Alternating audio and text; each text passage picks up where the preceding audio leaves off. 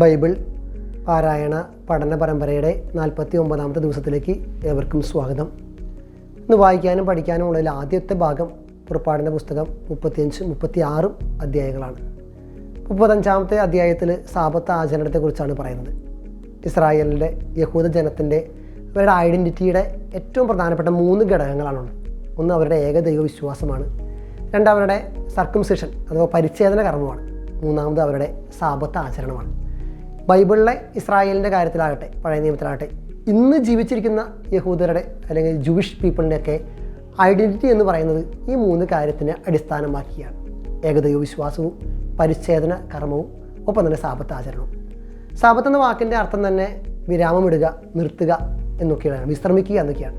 അപ്പോൾ അതിൻ്റെ ഒരു ആചരണത്തിൻ്റെ ആരംഭത്തിൽ അതിൻ്റെ ആരംഭമായിട്ട് മോശയ്ക്ക് ദൈവമായ കർത്താവ് കൊടുത്ത ഇൻസ്ട്രക്ഷനാണ് ഇന്നത്തെ പുറപ്പാടിൻ്റെ പുസ്തകത്തിൽ ആദ്യ വായനയിൽ അല്ലെങ്കിൽ ഈ ഭാഗത്ത് നമ്മൾ കാണാൻ പറ്റുക ആദ്യത്തെ അധ്യായത്തിൽ 35ാമത്തെ അധ്യായത്തിൽ. തുടർന്ന് വരുന്നത് കൂടാര നിർമ്മാണവുമായിട്ട് ബന്ധപ്പെട്ട കാഴ്ച അർപ്പണവുമായി ബന്ധപ്പെട്ട നിർദ്ദേശങ്ങളാണ്. ഇസ്രായേൽ ജനത്തിൻ്റെ സാക്ഷി കൂടാരം നിർമ്മിക്കുന്നതിൽ ഒരുപാട് നിർദ്ദേശങ്ങൾ മോശ പറയുന്നുണ്ട്. ഒരുപാട് ആൾക്കാർ സാക്ഷി കൂടാരത്തിൻ്റെ കാഴ്ചകൾ കൊണ്ട് സമർപ്പിക്കുന്നുണ്ട്. അതിലേറ്റവും പ്രധാനമായിട്ട് പറയുന്നത് ഓരോരുത്തരും അവരുടെ കഴിവനുസരിച്ച് കൊടുത്തു എന്നൊക്കെയാണ് പറയുന്നത്. അവരുടെ ആന്തരിക പ്രചോദനം അനുസരിച്ച് ഔദാര്യത്തോടു കൂടി കൊടുത്തു എന്നൊക്കെയാണ് ബൈബിളിൽ പറയുന്നത്. ഇസ്രായേലിലെ സ്ത്രീകൾ പുരുഷന്മാരൊക്കെ പലരും പല രീതിയിലാണ്.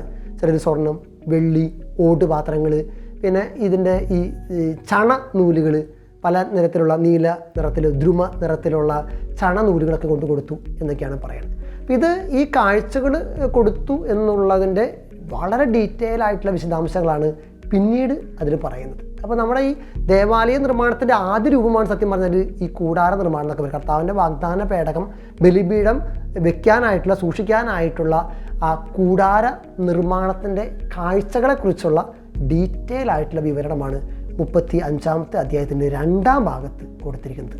അതിൽ പറയുന്ന ഓരോ മൈന്യൂട്ടായിട്ടുള്ള കാര്യങ്ങൾ പോലും ആ കൂടാരത്തിന് ഇത്രയും നീളം വേണം, ഇത്രയും വീതി വേണം, ഇത്രയും ഉയരം വേണം, ഇത്ര വിരികൾ വേണം, ഇത്ര താഴിക്കുടങ്ങൾ വേണം, അങ്ങനെയുള്ള ഒരുപാട് മൈന്യൂട്ടായിട്ടുള്ള വിശദാംശങ്ങൾ വരെ രേഖപ്പെടുത്തിയിട്ടുണ്ട് ഈ അധ്യായത്തിൽ. അതാണ് ഞാൻ കഴിഞ്ഞ ക്ലാസ്സിൽ പറഞ്ഞത്, ഇത് പ്രീസ്റ്റ്ലി ട്രഡീഷൻ്റെ ഭാഗമായിട്ട് രൂപപ്പെട്ടിട്ടുള്ള അധ്യായങ്ങളാണ്. അതുകൊണ്ട് ഇത്രയും ഡീറ്റെയിൽ ആയിട്ടുള്ള ദേവാലയ അല്ലെങ്കിൽ കൂടാര നിർമ്മാണത്തിൻ്റെ കാര്യങ്ങൾ പറയുന്നത്.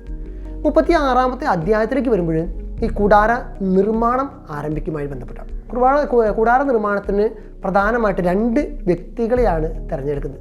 ഒന്നായിട്ട് പറയുന്നത് യൂദയ ഗോത്രത്തിലെ ഹൂറിൻ്റെ മകനായ ഊറിയായുടെ മകനായ ബെസാലേൽ എന്ന് പറഞ്ഞ വ്യക്തിയാണ്.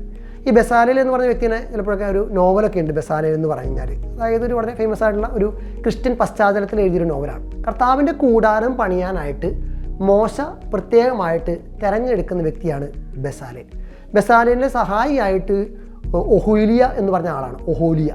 ഈ 2 പേരും ചേർന്നാണ് ഈ കൂടാരം നിർമ്മിക്കുന്നത്. അത് ബൈബിളിൽ പറയുന്നത് ഇങ്ങനെയാണ്, കൂടാരം നിർമ്മിക്കാനായിട്ടുള്ള അറിവും സാമർഥ്യവും ഇവർക്ക് ദൈവമായ കർത്താവ് കൊടുത്തു എന്നാണ് പറയുന്നത്. പിന്നീട് ആ ഭാഗത്തിൽ 36ാം അധ്യായത്തിൽ കംപ്ലീറ്റ് ആയിട്ട് ഈ കാഴ്ച വസ്തുക്കൾ ഈ യഹൂദ ജനം ഇസ്രായേൽക്കാർ കൊണ്ട് മോശി കൊടുക്കുന്നു. ഈ ബെസാലിൽ പറയുകയാണ് നമുക്ക് നിർമ്മിക്കാൻ ആവശ്യമുള്ളതിനേക്കാൾ അധികമായി എന്നാണ് പറയുന്നത്. അപ്പോൾ അതുകൊണ്ട് വീണ്ടും മോശ വിളംബരം ചെയ്യുന്നു പാളയത്തിൽ, ഇനി ആരും കാഴ്ച വസ്തുക്കൾ കൊണ്ടുവരേണ്ട ആവശ്യമില്ല. അത്രയും ദിവസങ്ങളിൽ, അത്രയും നാളുകൾ ദേവാലയ നിർമ്മാണത്തിൽ അല്ലെങ്കിൽ ഈ പറയുന്ന കൂടാര നിർമ്മാണത്തേക്ക് ആവശ്യമായിട്ടുള്ള ഓരോരോ കാര്യങ്ങൾ ഇസ്രായേൽക്കാർ കൊണ്ടുവരികയും ബെസാലേലും ഒഹോലിയായും ചേർന്ന് ഈ പറയുന്ന കൂടാര നിർമ്മാണം ആരംഭിക്കുകയും പിന്നീട് മോശ തൽക്കാലത്തേക്ക് ഇനി കാഴ്ച വസ്തുക്കൾ ആവശ്യമില്ല എന്നൊരു നിർദ്ദേശം ഇസ്രായേൽക്കാർക്ക് കൊടുക്കുകയും ചെയ്യും. അതിൻ്റെ അവസാന ഭാഗത്ത് കംപ്ലീറ്റ് ഈ കൂടാര നിർമ്മാണവുമായിട്ട് ബന്ധപ്പെട്ട നിർദ്ദേശങ്ങളും ഏറ്റവും മൈന്യൂട്ടായിട്ടുള്ള കാര്യങ്ങളും വീതിയും അളവും പൊക്കവും എന്തെല്ലാം സാധനങ്ങളാണോ അവർ കൊണ്ടുവന്നേ അതിൻ്റെയൊക്കെ വിശദാംശങ്ങളാണ് രേഖപ്പെടുത്തിയിരിക്കുന്നത്. 2ാമത്തെ വായന ഭാഗമായിട്ടുള്ളത് ലേവ്യരുടെ പുസ്തകം 25ാം അധ്യായമാണ്. 25ാം അധ്യായത്തിൽ പ്രധാനപ്പെട്ടത് സാബത്ത് വർഷ ആചരണവും 2ാമത്തത് ജൂബിലി വർഷ ആചരണവുമാണ്. അതായത് നേരത്തെ നമ്മൾ പറഞ്ഞു സാബത്ത് ആചരണത്തെക്കുറിച്ച് പറഞ്ഞു. 7ാമത്തെ ദിവസം വിശ്രമ ദിനമായിരിക്കണം ഇസ്രായേൽക്കാർക്ക്, യഹൂദ ജനതയ്ക്ക്. ഈ സാബത്ത് വർഷ ആചരണം എന്ന് പറഞ്ഞാൽ 6 വർഷം കഴിഞ്ഞാൽ 7ാമത്തെ വർഷം വിശ്രമത്തിൻ്റെ വർഷമാണ്. ആ വിശ്രമത്തിൻ്റെ വർഷത്തിൽ മറ്റ് കനപ്പെട്ട ജോലികൾ ചെയ്യാനും പാടില്ല. അതായത് ഈ ഭൂമി ഉഴാനോ മറിക്കാനോ മുന്തിരിവള്ളികൾ വെട്ടിയെടുക്കാനോ ഒന്നും പാടില്ല. അത് വിശ്രമിക്കാനായിട്ട്, ഭൂമിയെ വിശ്രമിക്കാനായിട്ട് ഇടണം എന്നുള്ളൊരു കൺസെപ്റ്റാണ് ഇസ്രായേൽക്കാരുടെ യഹൂദ ജനതയുടെ ഇടയിലുള്ളത്. അതുകൊണ്ട് 7ാമത്തെ വർഷം എന്ന് പറയുന്നത് അതിന് മുമ്പുള്ള 6 വർഷത്തിൽ നീ അധ്വാനിച്ച ഫലം കൊണ്ട് വേണം നീ 7ാമത്തെ വർഷം ജീവിക്കാനായിട്ട്. തനിയെ മുളച്ച് പൊങ്ങുന്ന മുന്തിരി ചെടിയുടെ പോലും ശാഖ വെട്ടാൻ പാടില്ല എന്നൊക്കെയാണ് പറയുന്നത്. അതിൻ്റെ 2ാമത്തെ ഭാഗത്താണ് ജൂബിലി വർഷ ആചരണമായിട്ട് പറയുന്നത്. ജൂബിലി വർഷം ആചരിപ്പിക്കുന്നത് 7 സാപത്ത് വർഷങ്ങൾ എന്ന് വെച്ചാൽ ഒരു സാപത്ത് വർഷം വരുന്നത് 7 വർഷം കഴിയുമ്പോഴാണ്.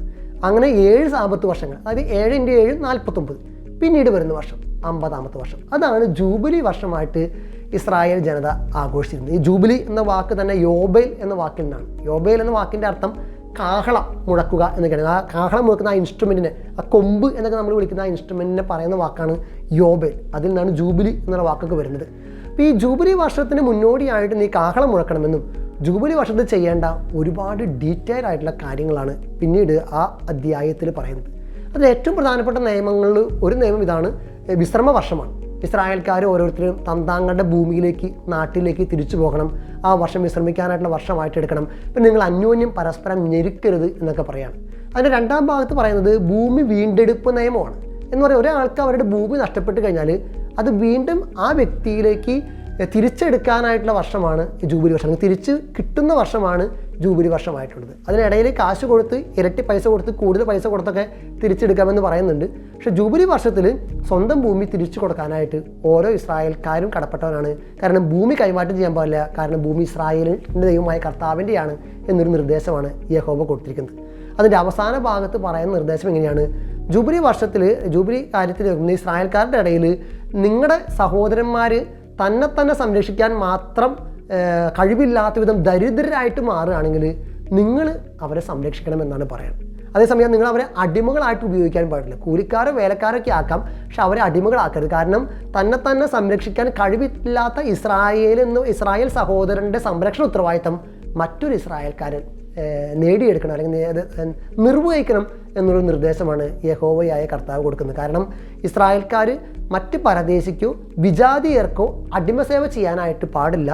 നിങ്ങളുടെ ഇടയിലുള്ളവർ തന്നെ നിങ്ങളുടെ സഹോദരന്മാരെ വളർത്തുവാനും അവരെ ഉയർത്തിക്കൊണ്ടുവരാനും അവരെ വേണ്ട രീതിയിൽ സംരക്ഷിക്കുവാനുമായിട്ടുള്ള ഉത്തരവാദിത്തമുണ്ട് എന്നൊരു ഓർമ്മപ്പെടുത്തൽ കൂടിയാണ് ഈ ജൂബിലി വർഷത്തിൻ്റെ പ്രധാനപ്പെട്ടത്.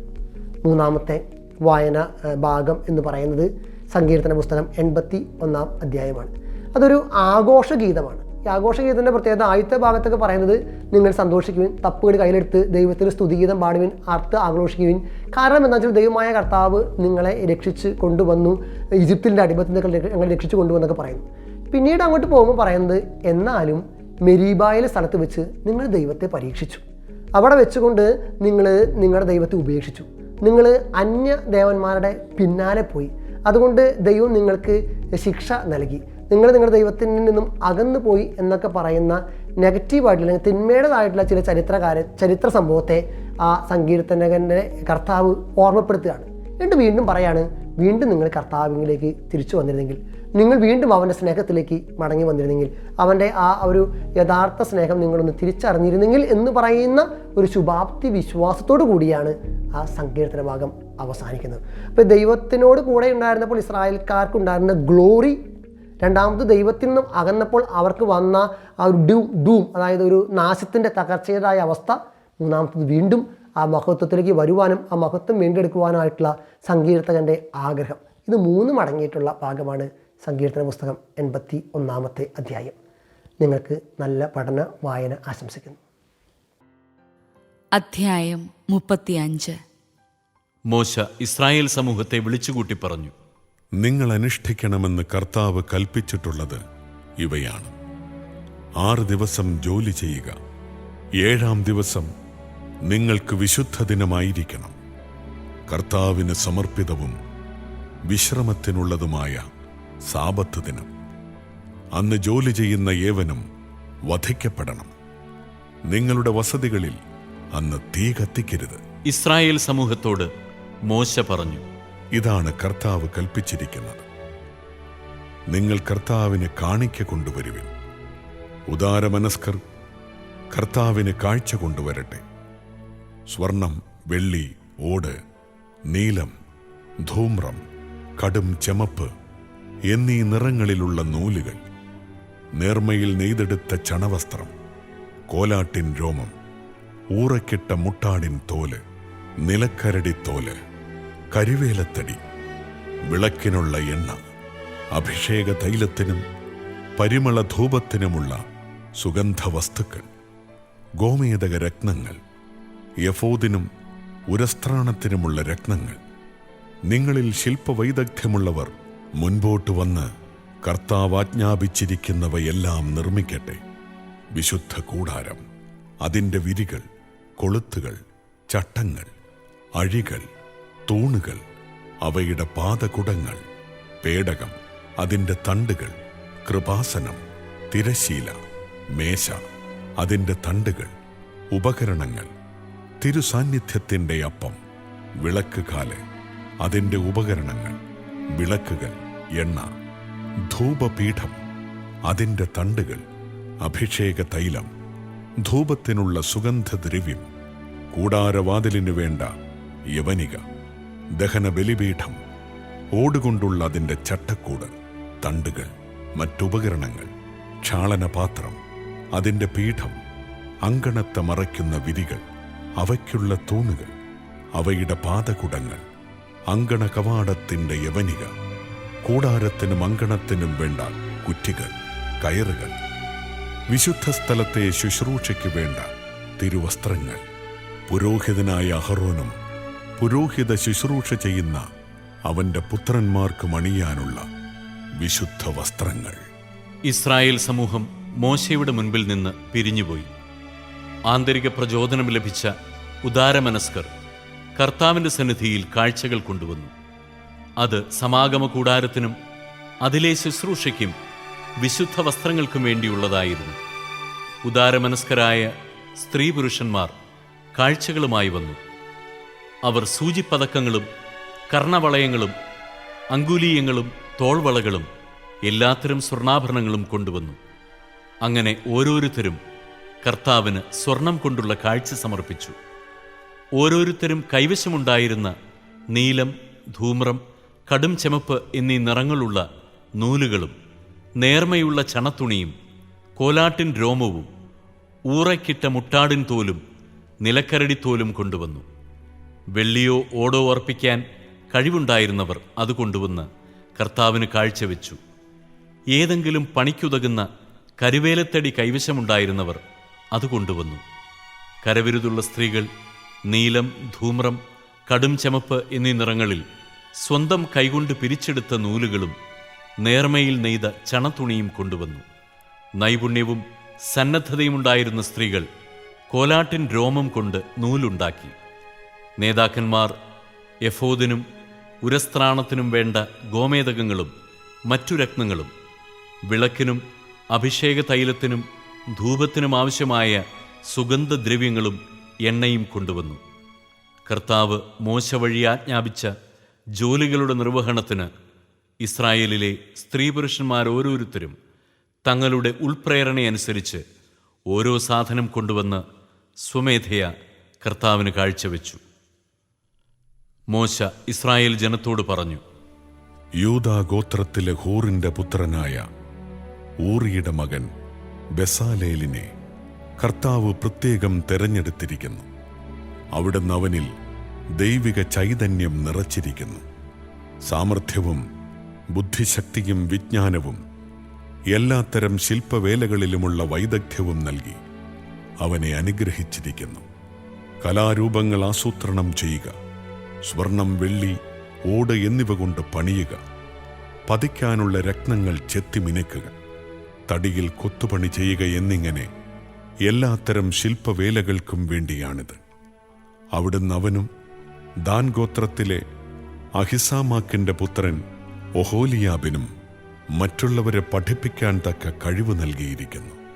കൊത്തുപണിക്കാരനോ രൂപസംവിധായകനോ നീലം, ധൂമ്രം, കടും ചെമപ്പ് എന്നീ നിറങ്ങളിലുള്ള നൂലുകൊണ്ടോ നേർമയിൽ നെയ്തെടുത്ത ചണത്തുണിയിലോ ചിത്രത്തുന്നൽ നടത്തുന്നവനോ നെയ്ത്തുകാരനോ മറ്റേതെങ്കിലും തൊഴിൽക്കാരനോ ശില്പകലാ വിദഗ്ധനോ ചെയ്യുന്ന ഏതു തരം ജോലിയിലും ഏർപ്പെടുന്നതിനും വേണ്ട തികഞ്ഞ കഴിവ് അവിടുന്ന് അവർക്ക് നൽകി. അധ്യായം 36. വിശുദ്ധ സ്ഥലത്തിന്റെ നിർമ്മാണത്തിനായി ഏത് ജോലിയും ചെയ്യാൻ പോന്ന അറിവും സാമർഥ്യവും നൽകി കർത്താവ് അനുഗ്രഹിച്ച ബെസാലേലും ഒഹോലിയാബും കരവിരുതുള്ള മറ്റാളുകളും അവിടുന്ന് കൽപ്പിച്ചതനുസരിച്ച് ജോലി ചെയ്യണം. ബസാലേലിനെയും ഒഹോലിയാബിനെയും കർത്താവ് അറിവും സാമർഥ്യവും നൽകി അനുഗ്രഹിച്ചവരും ജോലി ചെയ്യാൻ ഉൾപ്രേരണ ലഭിച്ചവരുമായ എല്ലാവരെയും മോശെ വിളിച്ചുകൂട്ടി.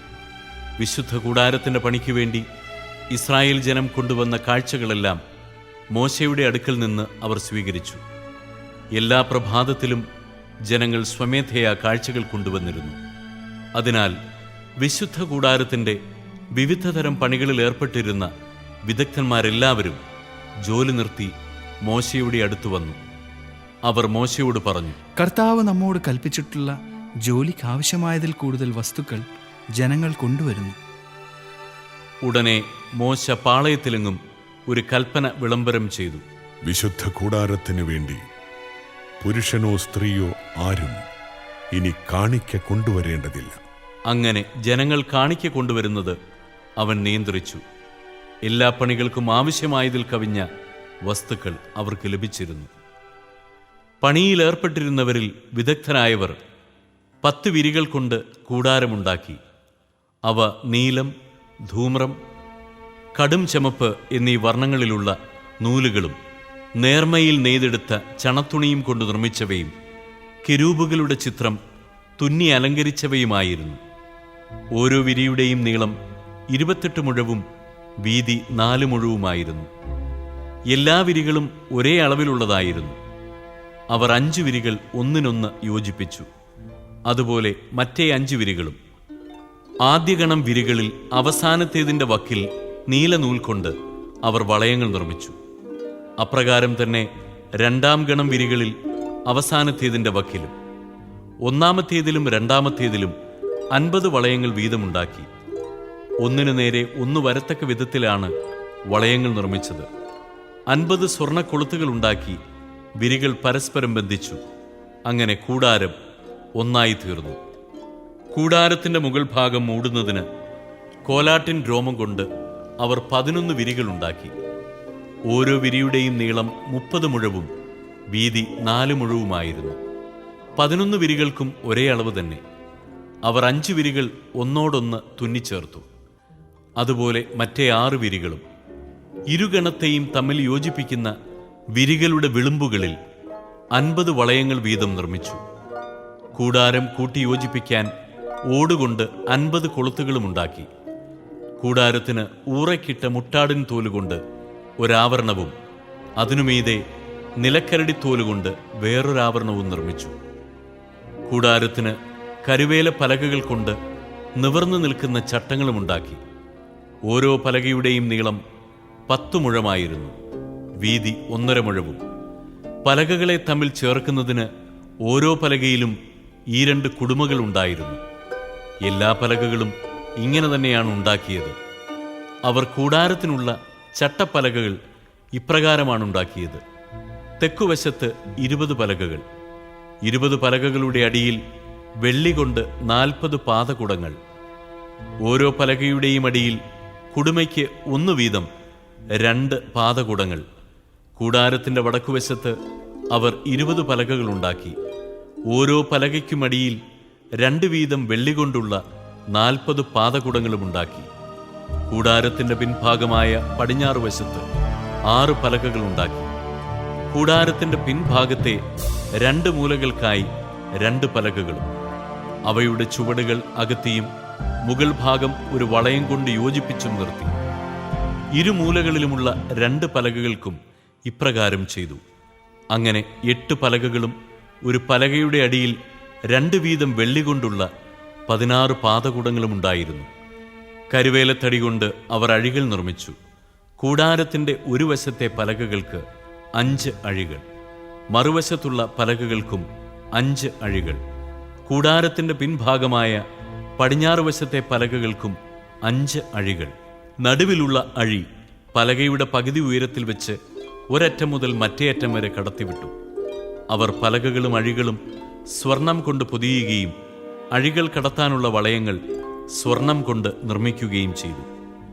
നീലം, ധൂമ്രം, കടും ചമപ്പ് എന്നീ വർണ്ണങ്ങളിലുള്ള നൂലുകളും നേർമയിൽ നെയ്തെടുത്ത ചണത്തുണിയും ഉപയോഗിച്ച് തിരശ്ശീലയുണ്ടാക്കി. കെരൂബുകളുടെ ചിത്രം വിദഗ്ധമായി തുന്നിച്ചേർത്ത് അതലങ്കരിച്ചു. അവർ കരുവേലത്തടി കൊണ്ട് 4 തൂണുകളുണ്ടാക്കി സ്വർണം കൊണ്ട് പൊതിഞ്ഞു. അവയ്ക്ക് സ്വർണം കൊണ്ട് കൊളുത്തുകളും വെള്ളികൊണ്ട് 4 പാദകുടങ്ങളും പണിതു. നീലം, ധൂമ്രം, കടും ചമപ്പ് എന്നീ വർണ്ണങ്ങളിലുള്ള നൂലുകളും നേർമയിൽ നെയ്ത് ചിത്രത്തുന്നൽ കൊണ്ട് അലങ്കരിച്ച ചണത്തുണിയും ഉപയോഗിച്ച് കൂടാരവാതിലിന് അവർ യവനികയുണ്ടാക്കി. അതിനായി 5 തൂണുകളും അവയിൽ കൊളുത്തുകളും ഉണ്ടാക്കി. തൂണുകളുടെ ശീർഷങ്ങൾ സ്വർണം കൊണ്ട് പൊതിഞ്ഞു. പട്ടകൾ സ്വർണം കൊണ്ടും അവയുടെ 5 പാദകുടങ്ങൾ ഓടുകൊണ്ടും നിർമ്മിച്ചു. അധ്യായം 25. കർത്താവ് സീനായി മലയിൽ വെച്ച് മോശയോട് അരുളിച്ചെയ്തു. ഇസ്രായേൽ ജനത്തോട് പറയുക, ഞാൻ നിങ്ങൾക്ക് തരാൻ പോകുന്ന ദേശത്ത് നിങ്ങൾ പ്രവേശിക്കുമ്പോൾ ആ ദേശം കർത്താവിനൊരു സാബത്ത് ആചരിക്കണം. 6 വർഷം നീ നിന്റെ നിലം വിതയ്ക്കുകയും മുന്തിരിവള്ളി വെട്ടിയൊരുക്കി ഫലമെടുക്കുകയും ചെയ്യുക. എന്നാൽ 7-ാം വർഷം ദേശത്തിന് വിശ്രമത്തിനുള്ള കർത്താവിന്റെ സാബത്തായിരിക്കും. ആ വർഷം നിലം വിതയ്ക്കുകയോ മുന്തിരിവള്ളി മുറിക്കുകയോ ചെയ്യരുത്. താനേ മുളച്ചു വിളയുന്നവ നിങ്ങൾ കൊയ്യരുത്. വള്ളികൾ മുറിക്കാത്ത മുന്തിരിത്തോട്ടത്തിലെ പഴം പറിക്കുകയുമരുത്. കാരണം അത് ദേശത്തിന്റെ വിശ്രമവർഷമാണ്. ദേശത്തിന്റെ സാബത്ത് നിങ്ങൾക്ക് ഭക്ഷണം പ്രദാനം ചെയ്യും. നിനക്കും നിന്റെ ദാസനും ദാസിക്കും കൂലിക്കാരനും നിന്നോടുകൂടെ വസിക്കുന്ന പരദേശിക്കും നിന്റെ കന്നുകാലികൾക്കും നിന്റെ ദേശത്തെ മൃഗങ്ങൾക്കും അതിന്റെ ഫലങ്ങൾ ആഹാരമായിരിക്കും. വർഷങ്ങളുടെ 7 സാബത്തുകൾ എണ്ണുക. 7 പ്രാവശ്യം 7 വർഷങ്ങൾ. വർഷങ്ങളുടെ 7 സാബത്തുകളുടെ ദൈർഘ്യം 49 വർഷങ്ങൾ. 7-ാം മാസം 10-ാം ദിവസം നിങ്ങൾ എല്ലായിടത്തും കാഹളം മുഴക്കണം. പാപപരിഹാര ദിനമായ അന്ന് ദേശം മുഴുവൻ കാഹളം മുഴക്കണം. 50-ാം വർഷത്തെ നീ വിശുദ്ധീകരിക്കണം. ദേശവാസികൾക്കെല്ലാം സ്വാതന്ത്ര്യം പ്രഖ്യാപിക്കണം. അത് നിങ്ങൾക്ക് ജൂബിലി വർഷമായിരിക്കും. ഓരോരുത്തർക്കും തങ്ങളുടെ സ്വത്ത് തിരികെ ലഭിക്കണം. ഓരോരുത്തരും തങ്ങളുടെ കുടുംബത്തിലേക്ക് മടങ്ങിപ്പോകട്ടെ. 50-ാം വർഷം നിങ്ങൾക്ക് ജൂബിലി വർഷമായിരിക്കണം. ആ വർഷം വിതയ്ക്കുകയോ ഭൂമിയിൽ താനെ വളരുന്നവ കൊയ്യുകയോ മുറിക്കാത്ത മുന്തിരിവള്ളികളിലെ ഫലങ്ങൾ ശേഖരിക്കുകയോ അരുത്. എന്തെന്നാൽ അത് ജൂബിലി വർഷമാണ്. അത് നിങ്ങൾക്ക് വിശുദ്ധമായിരിക്കണം. വയലിൽ നിന്ന് കിട്ടുന്നവ മാത്രം നിങ്ങൾക്ക് ഭക്ഷിക്കാം. ജൂബിലിയുടെ ഈ വർഷത്തിൽ ഓരോരുത്തരും തങ്ങളുടെ അവകാശ സ്ഥലത്തേക്ക് തിരികെ പോകണം. നിന്റെ അയൽക്കാരന് എന്തെങ്കിലും വിൽക്കുകയോ അവനിൽ നിന്ന് എന്തെങ്കിലും വാങ്ങുകയോ ചെയ്യുമ്പോൾ നിങ്ങൾ പരസ്പരം ഞെരുക്കരുത്. അടുത്ത ജൂബിലി വരെയുള്ള വർഷങ്ങളുടെ കണക്കനുസരിച്ച് അയൽക്കാരനിൽ നിന്ന് നീ വാങ്ങണം. വിളവിന്റെ വർഷങ്ങളുടെ കണക്കനുസരിച്ച് അവൻ നിനക്ക് വിൽക്കട്ടെ. വർഷങ്ങൾ കൂടിയിരുന്നാൽ വില വർദ്ധിപ്പിക്കണം, കുറഞ്ഞിരുന്നാൽ വില കുറയ്ക്കണം. എന്തെന്നാൽ വിളവിന്റെ വർഷങ്ങളുടെ എണ്ണം അനുസരിച്ചാണ് അവൻ നിനക്ക് വിൽക്കുന്നത്. നിങ്ങൾ പരസ്പരം ഞെരുക്കരുത്. ദൈവത്തെ ഭയപ്പെടണം. ഞാനാണ് നിങ്ങളുടെ ദൈവമായ കർത്താവ്. നിങ്ങൾ എന്റെ നിയമങ്ങളും കൽപ്പനകളും അനുസരിക്കുകയും അനുഷ്ഠിക്കുകയും ചെയ്യുക. എങ്കിൽ ദേശത്ത് നിങ്ങൾ സുരക്ഷിതരായിരിക്കും. ഭൂമി അതിന്റെ ഫലം നൽകും. നിങ്ങൾ തൃപ്തിയാവോളം ഭക്ഷിച്ച് സുരക്ഷിതരായി വസിക്കും. ഞങ്ങൾ 7-ാം വർഷം വിതയ്ക്കുകയും വിളവെടുക്കുകയും ചെയ്യുന്നില്ലെങ്കിൽ എന്ത് ഭക്ഷിക്കും എന്ന് നിങ്ങൾ ചോദിച്ചേക്കാം. 6-ാം വർഷം എന്റെ അനുഗ്രഹം ഞാൻ നിങ്ങളുടെ മേൽ ചൊരിയും. 3 വർഷത്തേക്കുള്ള വിളവ് അത് നിങ്ങൾക്ക് പ്രദാനം ചെയ്യും. 8-ാം വർഷം നിങ്ങൾ വിതയ്ക്കുകയും 9-ാം വർഷം വരെ പഴയ ഫലങ്ങളിൽ നിന്ന് ഭക്ഷിക്കുകയും ചെയ്യുക. അതിന്റെ ഫലം ലഭിക്കുന്നതുവരെ പഴയതിൽ നിന്ന് ഭക്ഷിക്കുക. നിങ്ങൾ ഭൂമി എന്നേക്കുമായി വിൽക്കരുത്. എന്തെന്നാൽ ഭൂമി എന്റേതാണ്. നിങ്ങൾ പരദേശികളും കുടികിടപ്പുകാരുമാണ്. നീ സ്വന്തമാക്കുന്ന ദേശത്ത് ഭൂമി വീണ്ടെടുക്കുവാനുള്ള അവകാശമുണ്ടായിരിക്കണം. നിന്റെ സഹോദരൻ ദരിദ്രനായി തീർന്ന് തന്റെ അവകാശത്തിൽ ഒരു ഭാഗം വിറ്റാൽ അടുത്ത ചാർച്ചക്കാരൻ അത് വീണ്ടെടുക്കണം. എന്നാൽ വീണ്ടെടുക്കാൻ അവൻ ആരുമില്ലാതിരിക്കുകയും പിന്നീട് സമ്പന്നനായി വീണ്ടെടുക്കാൻ അവന് കഴിവുണ്ടാവുകയും ചെയ്താൽ അത് വിറ്റതിന് ശേഷമുള്ള വർഷങ്ങൾ കണക്കാക്കി വാങ്ങിയവന് അധിക തുക തിരികെ കൊടുത്ത് അവന് തന്റെ അവകാശ വസ്തു വീണ്ടെടുക്കാം. എന്നാൽ അത് വീണ്ടെടുക്കാൻ അവന് കഴിവില്ലെങ്കിൽ വിറ്റുപോയ വസ്തു വാങ്ങിയവന്റെ കൈവശം ജൂബിലി വർഷം വരെ ഇരിക്കട്ടെ. ജൂബിലി വർഷം അവൻ അതിൽ നിന്ന് ഒഴിഞ്ഞു കൊടുക്കുകയും ഉടമസ്ഥൻ തന്റെ അവകാശത്തിലേക്ക് മടങ്ങി വരികയും ചെയ്യട്ടെ. മതിലുകളാൽ ചുറ്റപ്പെട്ട പട്ടണത്തിലുള്ള തന്റെ വീട് ഒരാൾ വിറ്റാൽ 1 വർഷത്തിനകം തിരിച്ചെടുക്കാം. വീണ്ടെടുക്കാൻ 1 വർഷത്തെ സാവകാശമുണ്ട്. 1 വർഷത്തിനകം വീണ്ടെടുക്കുന്നില്ലെങ്കിൽ മതിലുകളാൽ ചുറ്റപ്പെട്ട പട്ടണത്തിലുള്ള വീട് വാങ്ങിയവനും അവന്റെ സന്തതികൾക്കും എന്നേക്കുമുള്ള അവകാശമായിരിക്കും. ജൂബിലി വർഷത്തിൽ അത് ഒഴിഞ്ഞു കൊടുക്കേണ്ടതില്ല. എന്നാൽ ചുറ്റും മതിലുകളില്ലാത്ത ഗ്രാമങ്ങളിലെ വീടുകൾ നിലങ്ങൾ പോലെ കണക്കാക്കപ്പെടും. ജൂബിലി വർഷത്തിൽ അവ വീണ്ടുകൊള്ളുകയോ മോചിപ്പിക്കുകയോ ആവാം. എന്നാൽ ലേവ്യർക്ക് തങ്ങളുടെ പട്ടണങ്ങളും അവിടെ തങ്ങൾക്ക് അവകാശമായ വീടുകളും എപ്പോൾ വേണമെങ്കിലും വീണ്ടെടുക്കാം. ലേവ്യരിലാരെങ്കിലും അത് വീണ്ടെടുക്കുന്നില്ലെങ്കിൽ വാങ്ങിയവൻ ജൂബിലി വത്സരത്തിൽ വീട് ഒഴിഞ്ഞു കൊടുക്കണം. ലേവ്യരുടെ പട്ടണത്തിലുള്ള ഭവനങ്ങൾ ഇസ്രായേൽ ജനത്തിനിടയിൽ അവർക്കുള്ള അവകാശമാണ്. അവരുടെ പട്ടണത്തിന് ചുറ്റുമുള്ള വയലുകൾ വിൽക്കരുത്. അത് അവരുടെ ശാശ്വത അവകാശമാണ്. നിന്റെ സഹോദരൻ ദരിദ്രനാവുകയും തന്നെ തന്നെ സംരക്ഷിക്കാൻ അവന് വകയില്ലാതാവുകയും ചെയ്യുന്നെങ്കിൽ നീ അവനെ സംരക്ഷിക്കണം. അവൻ അന്യനെ പോലെയോ പരദേശിയോ പോലെയോ നിന്നോടുകൂടെ വസിക്കട്ടെ. അവനിൽ നിന്ന് പലിശയോ ആദായമോ വാങ്ങരുത്. ദൈവത്തെ ഭയപ്പെടുക. നിന്റെ സഹോദരൻ നിന്റെ കൂടെ വസിക്കട്ടെ. നീ അവന് പണം പലിശയ്ക്ക് കൊടുക്കരുത്. നിന്റെ ആഹാരം അവന് ലാഭത്തിന് വിൽക്കുകയുമരുത്. നിങ്ങളുടെ ദൈവമായിരിക്കാനും കാനാൻ ദേശം നിങ്ങൾക്ക് നൽകാനും ഈജിപ്തിൽ നിന്ന് നിങ്ങളെ കൊണ്ടുവന്ന നിങ്ങളുടെ ദൈവമായ കർത്താവാണ് ഞാൻ. നിന്റെ സഹോദരൻ നിർധനനാവുകയും അവൻ തന്നെ തന്നെ നിനക്ക് വിൽക്കുകയും ചെയ്യുന്നെങ്കിൽ അവനെ കൊണ്ട് അടിമവേല ചെയ്യിക്കരുത്. അവൻ നിനക്ക് ഒരു കൂലിക്കാരനും പരദേശിയുമായിരിക്കട്ടെ. അവൻ ജൂബിലി വർഷം വരെ നിനക്ക് വേണ്ടി ജോലി ചെയ്യണം. അതിനുശേഷം അവൻ മക്കളോടുകൂടെ തന്റെ കുടുംബത്തിലേക്കും പിതാക്കന്മാരുടെ അവകാശത്തിലേക്കും മടങ്ങിപ്പോകട്ടെ. എന്തെന്നാൽ ഈജിപ്ത് ദേശത്തു നിന്ന് ഞാൻ കൊണ്ടുവന്ന എന്റെ ദാസരാണ് അവർ. അവരെ അടിമകളായി വിൽക്കരുത്. നീ അവരുടെ മേൽ ക്രൂരമായി ഭരണം നടത്തരുത്. നിന്റെ ദൈവത്തെ ഭയപ്പെടുക. ചുറ്റുമുള്ള ജനങ്ങളിൽ നിന്ന് നിങ്ങൾ ദാസന്മാരെയും ദാസികളെയും വാങ്ങിക്കൊള്ളുവിൻ. നിങ്ങളുടെ ഇടയിൽ വസിക്കുന്ന വിദേശികളിൽ നിന്നും നിങ്ങളുടെ ദേശത്ത് വെച്ച് അവരുടെ കുടുംബങ്ങളിൽ ജനിച്ചവരിൽ നിന്നും നിങ്ങൾക്ക് ദാസരെ വാങ്ങാം. അവർ നിങ്ങളുടെ അവകാശമായിരിക്കും. നിങ്ങൾക്ക് ശേഷം നിങ്ങളുടെ മക്കൾക്ക് നിത്യമായി അവകാശമാക്കാൻ അവരിൽ നിന്ന് നിങ്ങൾക്ക് അടിമകളെ സ്വീകരിക്കാം. എന്നാൽ ഇസ്രായേൽ മക്കളായ നിങ്ങളുടെ സഹോദരരുടെ മേൽ നിങ്ങൾ ക്രൂരമായ ഭരണം നടത്തരുത്. നിങ്ങളുടെ ഇടയിലുള്ള പരദേശിയോ അന്യനോ സമ്പന്നനാവുകയും അവന്റെ സമീപമുള്ള സഹോദരൻ ദരിദ്രനാകയാൽ പരദേശിക്കോ അന്യനോ അല്ലെങ്കിൽ അന്യന്റെ കുടുംബാംഗത്തിനോ തന്നെ തന്നെ വിൽക്കുകയും ചെയ്താൽ അവനെ വീണ്ടെടുക്കാവുന്നതാണ്. അവന്റെ സഹോദരന്മാരിൽ ആർക്കും അവനെ വീണ്ടെടുക്കാം. അവന്റെ പിതൃവ്യനോ പിതൃവ്യപുത്രനോ ഏതെങ്കിലും ചാർച്ചക്കാരനോ അവനെ വീണ്ടെടുക്കാം. അവൻ സമ്പന്നനാവുകയാണെങ്കിൽ അവന് തന്നെ തന്നെ വീണ്ടെടുക്കുകയും ചെയ്യാം. അവൻ തന്നെ തന്നെ വിറ്റതു മുതൽ ജൂബിലി വരെയുള്ള വത്സരങ്ങൾ വാങ്ങിയവനുമായി കണക്കാക്കണം. വർഷങ്ങൾക്കനുസരിച്ചായിരിക്കും അവന്റെ മോചനത്തിന്റെ വില. ഉടമസ്ഥനോടുകൂടെ ജീവിച്ച വത്സരങ്ങൾ കൂലിക്കാരന്റെ നിലയിൽ കണക്കാക്കണം. വർഷങ്ങൾ ഏറെ ബാക്കിയുണ്ടെങ്കിൽ അതിന് തക്കവിധം വീണ്ടെടുപ്പ് വില കിട്ടിയ പണത്തിൽ നിന്ന് തിരികെ കൊടുക്കണം. ജൂബിലി വരെ വർഷങ്ങൾ കുറവാണെങ്കിൽ തന്റെ വീണ്ടെടുപ്പിനായി ഉടമസ്ഥനുമായി ആലോചിച്ച് വർഷങ്ങളുടെ കണക്കനുസരിച്ച് പണം മടക്കി കൊടുക്കണം. വർഷം തോറും കൂലിക്കെടുക്കപ്പെട്ടവനെ പോലെ അവൻ വാങ്ങുന്നവനോട് കൂടെ കഴിയണം. അവനോട് ക്രൂരത കാണിക്കാൻ ഇടവരരുത്. അവൻ ഇങ്ങനെയൊന്നും വീണ്ടെടുക്കപ്പെടുന്നില്ലെങ്കിൽ അവനും അവന്റെ മക്കളും ജൂബിലി വർഷത്തിൽ സ്വതന്ത്രരാക്കപ്പെടണം. ഇസ്രായേൽ ജനം എന്റെ ദാസരാണ്. ഈജിപ്തിൽ നിന്ന് ഞാൻ കൊണ്ടുവന്ന എന്റെ ദാസർ നിങ്ങളുടെ ദൈവമായ കർത്താവ് ഞാനാണ്. ഇസ്രായേലിന് ഉത്സവ ദിനങ്ങൾ നൽകിയ കർത്താവിനെ പ്രകീർത്തിക്കുന്നതാണ് 81 സങ്കീർത്തനം. കർത്താവിന്റെ നിയമം അവിടുത്തെ സംരക്ഷണത്തിന്റെയും പരിപാലനത്തിന്റെയും തെളിവ് കൂടിയാണ്.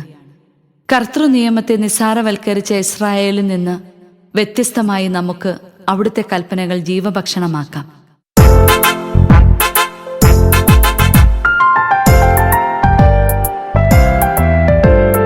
നമ്മുടെ ശക്തി കേന്ദ്രമായ ദൈവത്തെ ഉച്ചത്തിൽ പാടിപ്പുകഴ്ത്തുവിൻ. യാക്കോബിന്റെ ദൈവത്തിന് ആനന്ദത്തോടെ ആർപ്പു വിളിക്കുവിൻ. തപ്പുകൊട്ടിയും കിന്നരവും വീണയും ഇമ്പമായി മീട്ടിയും ഗാനമുതിർക്കുവിൻ നമ്മുടെ ശക്തി കേന്ദ്രമായ ദൈവത്തെ ഉച്ചത്തിൽ പാടിപ്പുകഴ്ത്തുവിൻ. അമാവാസിയിലും നമ്മുടെ ഉത്സവദിനമായ പൗർണമിയിലും കാഹളമോതുവിൻ. എന്തെന്നാൽ അത് ഇസ്രായേലിലെ ചട്ടവും യാക്കോബിൻ്റെ ദൈവം നൽകിയ പ്രമാണവുമാണ്. ഈജിപ്തിലേക്കു തിരിച്ചപ്പോൾ ജോസഫിനും അവിടുന്ന് ഈ നിയമം നൽകി.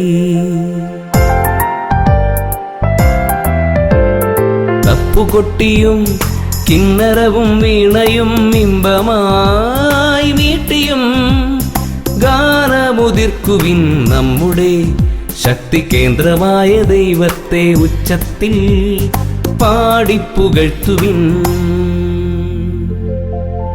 അപരിചിതമായ ഒരു ശബ്ദം ഞാൻ കേട്ടു. ഞാൻ നിന്റെ തോളിൽ നിന്ന് ഭാരം ഇറക്കി വച്ചു. നിന്റെ കൈകളെ കുട്ടയിൽ നിന്നു വിടുവിച്ചു. കഷ്ടകാലത്ത് നീ വിളിച്ചപേക്ഷിച്ചു. ഞാൻ നിന്നെ മോചിപ്പിച്ചു. അദൃശ്യനായി ഇടിമുഴക്കത്തിലൂടെ നിനക്ക് ഉത്തരമരുളി. മെരീബാ ജലാശയത്തിനരികെ വെച്ച് ഞാൻ നിന്നെ പരീക്ഷിച്ചു. തപ്പുകൊട്ടിയും കിന്നരവും വീണയും ഇമ്പമായി മീട്ടിയും ഗാനമുതിർക്കുവിൻ നമ്മുടെ ശക്തി കേന്ദ്രമായ ദൈവത്തെ ഉച്ചത്തിൽ പാടിപ്പുകഴ്ത്തുവിൻ. എൻ്റെ ജനമേ, ഞാൻ മുന്നറിയിപ്പു നൽകുമ്പോൾ ശ്രദ്ധിച്ചു കേൾക്കുക.